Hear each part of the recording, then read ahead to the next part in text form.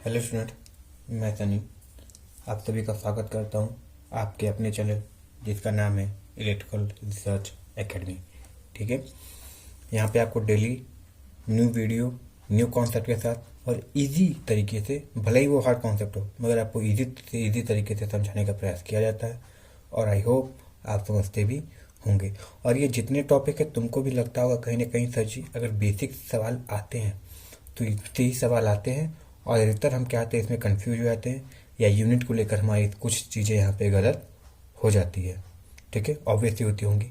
ठीक है, तो अगर हमारी मेहनत और हमारा इनिशिएशन कि किस तरीके से टैकल करना है और क्या चीज़ होना है और कैसे पढ़ना है अगर समझ में आ रहा होगा तो इस चैनल पे अगर हो, ठीक है, ऑब्वियसली नए होगे, ठीक है, क्योंकि चैनल ही नया है तो इस चैनल को सब्सक्राइब कर लेना। वीडियो पसंद आए तो इसको लाइक कर देना और शेयर जरूर कर देना बाबू। ठीक है, क्योंकि तुम लोग के सपोर्ट की ज़रूरत है जिससे क्या हुए हमें मोटिवेशन मिले। ठीक है, तो आज का हमारा टॉपिक क्या है? इलेक्ट्रिकल और चुंबकीय परिपथ।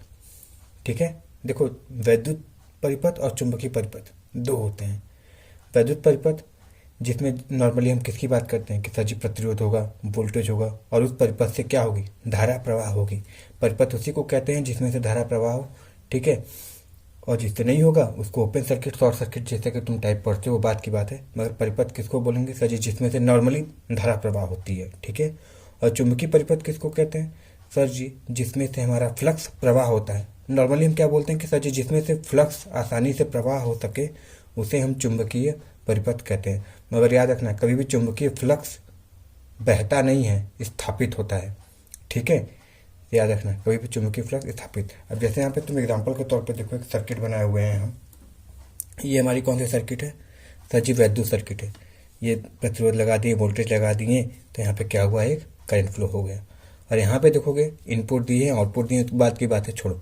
ये हमारा ट्रांसफार्मर है। ट्रांसफार्मर के कोर लगाते हैं। ठीक है, कोर लगाते हैं किसका? तो तुम बोलोगे सर जी कोर तो पढ़े हुए हैं कि सर जी सिलिकॉन स्टील का बनाते हैं जिसका क्या होता है? निम्न प्रतिशब्द होता है। तो निम्न प्रतिशब्द क्यों रखते हैं? तो सर जी इसलिए प्रतिशब्द निम्न रखते हैं क्योंकि प्राइमरी वाइंडिंग से सेकेंडरी वाइंडिंग तक फ्लक्स जाने के लिए हमको निम्न से निम्न पथ का सामना करना पड़े। किसको? फ्लक्स को। तो इसीलिए एक तरीके से क्या हो गया? ये परिपथ ही हो गया ना, जिसे फ्लक्स होकर गुजरता है तो उसको, यानी ऐसा मार्ग जिससे फ्लक्स होकर गुजरेगा उसको चुंबकीय परिपथ कहेंगे और ऐसा मार्ग जिससे करंट फ्लो होगा उसे वैद्युत परिपथ कहते हैं। ठीक है, अब देखो इन सब में कुछ समानता और असमानता पूछता है कि अगर वैद्युत सर्किट में करंट है तो चुंबकीय परिपथ में क्या होगा, इसमें अगर ईएमएफ है तो उसमें क्या होगा। तो ये सब ऐसे करके सारी कुछ सवालें पूछी जाती हैं। ठीक है, तो देखो पहला क्या पूछता है कि अगर ये इलेक्ट्रिक सर्किट है, सबसे बेसिक लेकर चलते हैं। अगर ये इलेक्ट्रिक सर्किट है नहीं जिसको चुंबकीय परिपथ कहते हैं, ठीक है, तो ये क्या हो जाएगा सर हमारा? ये हमारा हो जाएगा मैग्नेटिक सर्किट के नाम से जानते हैं। मैग्नेटिक सर्किट के नाम से जानते हैं। दूसरा, अगर ये सर सर्किट में परिपथ बोलते हैं ना, परिपथ में धारा प्रवाह हो रहा है। क्या हो रहा है? धारा प्रवाह हो रहा है। तो चुंबकीय परिपथ में उसी तरह क्या होगा सर? इसमें फ्लक्स, जिसको तुम लोग हिंदी में पुंज बोलते हो, ठीक है, पुंज इस्तेमाल लेना है। ठीक है, पुंज क्या होता है? बहता नहीं है, स्थापित होता है। याद रखना हमेशा कभी भी फ्लक्स बहता नहीं है, फ्लक्स को स्थापित किया जाता है। ठीक है, फ्लक्स स्थापित होता है। इन सबसे सवाल बहुत ज़्यादा पूछे जाते हैं क्योंकि बेसिक का महत्व कितना होता है? कम से कम 35 से 40% तुम्हारे केवल बेसिक से क्वेश्चन आते हैं। ठीक है, अब वो तुम टेक्नीशियन का दो, जेई का दो, एई का दो, किसी का दो। ठीक है, तो स्थापित होता है। अगली टॉपिक देखोगे तो अगला क्या हो जाता है हमारा? ये हो गया सर जैसे परिपथ में, इस परिपथ की बात करें तो परिपथ समझ जाना। ठीक है, परिपथ में ईएमएफ होता है। ठीक है, परिपथ में ईएमएफ होता है। ईएमएफ का फॉर्मूला क्या होता है सर? V/R लिखते हैं। ठीक है, और इकाई की बात करें, इकाई तो इकाई क्या होती है हमारी? वोल्ट होती है। इसी तरह इसमें देखें तो क्या होता है सर? परिपथ में जैसे यहाँ पे ईएमएफ होता है जी, यहाँ पे याद रखना इसको क्या बोलते हैं? एमएमएफ बोलते हैं। ईएमएफ का फुल फॉर्म लिखना चाहो तो क्या होता है? Electro motive force, full form बहुत ज़्यादा पूछता है, तुमको ही पता है। और एमएमएफ की बात करें तो देखो एमएमएफ का यूनिट क्या होती है, याद रखना। एमएमएफ के फॉर्मूला देखो तो क्या होता है, एक एन इंटू आई होती है। और इसकी इकाई की बात करें तो यूनिट हमारी हो जाती है एम्पियर टर्न। ठीक है, क्या हो जाती है, एम्पियर टर्न। आई से एम्पियर, एन क्या है यहाँ पे, टर्न है, तो एम्पियर टर्न इसकी यूनिट हो जाएगी। अगर एमएमएफ के फुल फॉर्म की बात करोगे, एमएमएफ की फुल फॉर्म की, तो एमएमएफ की फुल फॉर्म होती है मैग्नेटो मोटिव फोर्स। याद रखना, यानी ऐसा फोर्स जो इलेक्ट्रॉन को मोटिव कराए। मोटिव मतलब मोशन से बना है, मोशन मतलब क्या होता है, गति करना। यानी ऐसा बल जो इलेक्ट्रॉन को गति कराए उसे ईएमएफ बोलते हैं। और मैग्नेटोमोटिव फोर्स किसको बोलते हैं, ऐसा बल जो फ्लक्स को, चुंबकीय फ्लक्स को क्या कराए, गति प्रदान करे, उसे एमएमएफ कहते हैं। ठीक है, अब देखो यहाँ पे एक एमएमएफ का फॉर्मूला और होता है, मगर उससे पहले एक चीज़ और लिख देते हैं, तुमको आसानी होगा, तब तुमको समझ में आएगा। चौथा देखो, चौथा इसमें क्या होता है, परिपथ में प्रतिरोध का नाम सुने होंगे। परिपथ में प्रतिरोध है जिसको आर से दिखाते हैं। ठीक है, आर बराबर की यूनिट, आर बराबर क्या होता है, रो एल बाई ए, पता है। हाँ सर, इकाई की बात करें तो सर जी यूनिट होती है ओम, सही है। हाँ सर, यूनिट होती है ओम। इसमें आएंगे तो क्या होता है, इसमें देखो तो परिपथ में क्या होता है, परिपथ में प्रतिष्ठभ्य होता है। क्या बोलते हैं, प्रतिष्ठभ्य, संभाल लेना जी। ठीक है, इंग्लिश में जैसे रेसिस्टेंस बोलते हैं इसको क्या बोलते हैं, रिलक्टेंस बोलते हैं। और इसको क्या बोलते हैं, तो इसको बोलते हैं रेसिस्टेंस। ठीक है, तो रिलक्टेंस का फॉर्मूला क्या होता है, इसको यस से दिखाते हैं। यस बराबर होता है 1/μ L/A। यहाँ पे देखो ये था, सेम कहानी ये भी जैसे सेम होती है, ये जो सेम है उसी तरह यहाँ पे भी सेम है, मगर यहाँ पे रो से मल्टीप्लाई होता है और यहाँ पे म्यू। ठीक है, अब म्यू क्या है, अभी जस्ट आगे नीचे देखेंगे उसको इससे दिखाते हैं। सही है, इसको याद रखना। इसकी इकाई ओम होती है, तो इसकी इकाई क्या होगी, इसकी इकाई की बात करें तो इसकी इकाई होती है हेनरी इनवर्स। क्या दिखाते हैं, हेनरी इनवर्स बोल लो या फिर 1/h बोल लो, एक ही चीज़ है। ठीक है, एक ही चीज़ होती है। अभी देखो यहाँ से भी यूनिट अभी बदलेगी। अच्छा, यहाँ पर देखो करंट की इकाई लिख देते हैं। यहाँ पे इकाई किस में होती है, एम्पियर में। इसकी इकाई किस में होती है, तो इसकी इकाई होती है वेबर में, वेबर। ठीक है, WEBER, वेबर, याद रखना। सही है ना। चलो पांचवी चीज़ आते हैं जो इम्पोर्टेंट है। अब जो लिखने जा रहे हैं, ठीक है, देखो यहाँ पे एक चीज लिखे थे, EMF बराबर V/R। EMF बराबर V/R, सही है, कोई दिक्कत नहीं। तो इसको लिखना चाहें तो क्या लिख सकते हैं, वोल्ट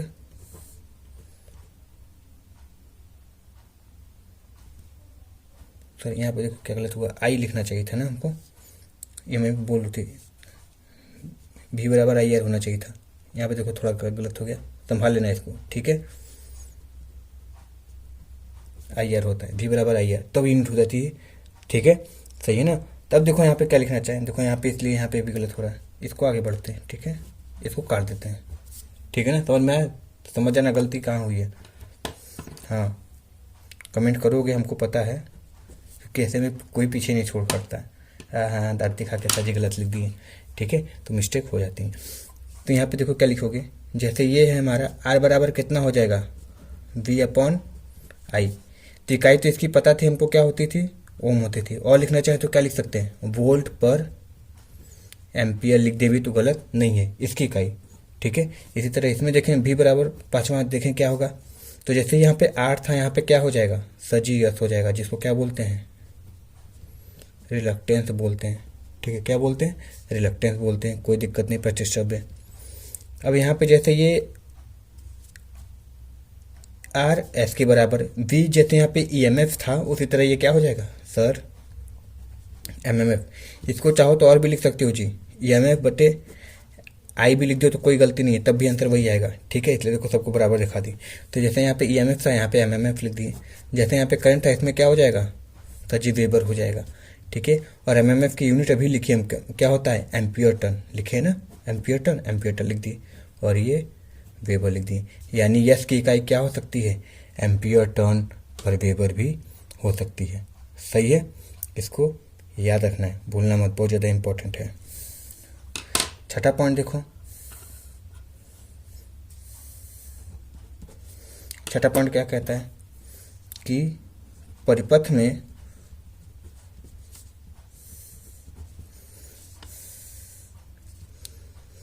विद्युतशीलता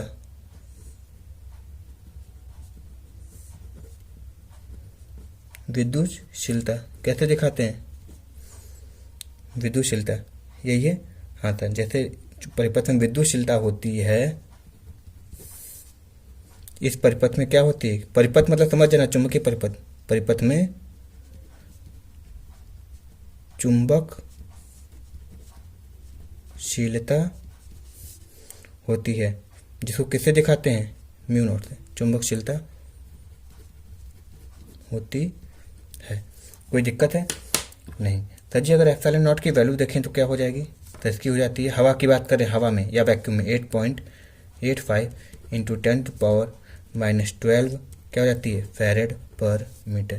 ये यूनिट इतनी ज़्यादा इंपॉर्टेंट है, तुमको क्या पता है, इसको रट्टा मार लेना, ये आएगा, किसी भी एग्जाम में देख लेना, आएगा जरूर। सही है। इसी तरह यहाँ पे देखें तो म्यू नॉट इक्वल टू कितना होता है, 4 पाई इंटू 10⁻⁻7 हेनरी पर मीटर। इसकी इम्पोर्टेंस तुम समझ रहे होगे कितनी होती है। ठीक है, ये दोनों याद रखना, सही है ना, ये ज़्यादा इंपॉर्टेंट है, बहुत ज़्यादा इंपॉर्टेंट है।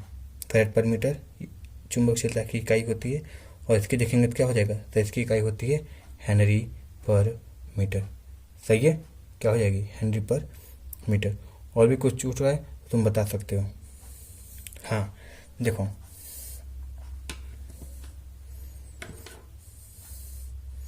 जैसे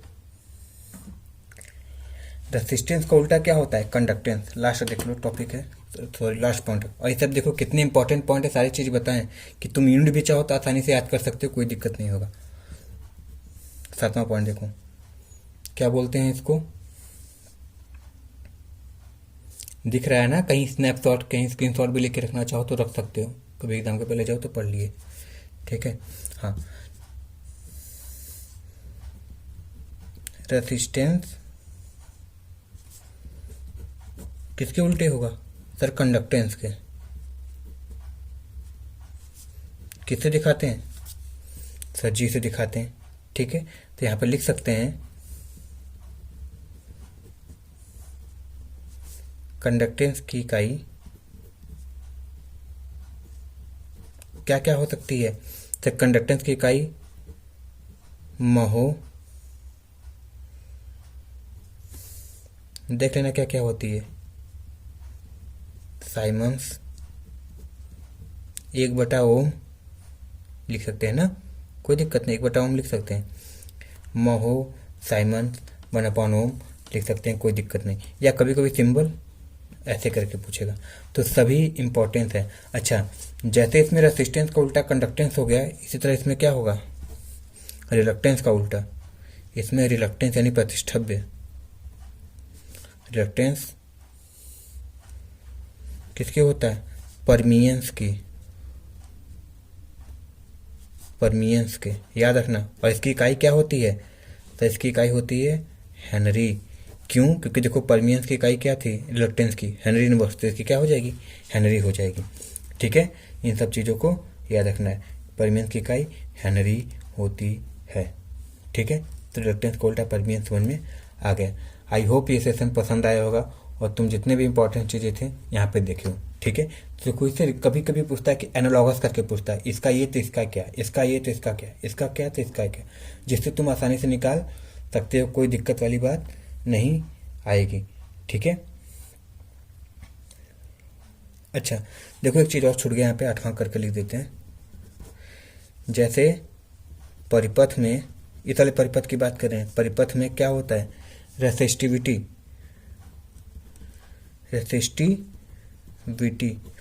होती है।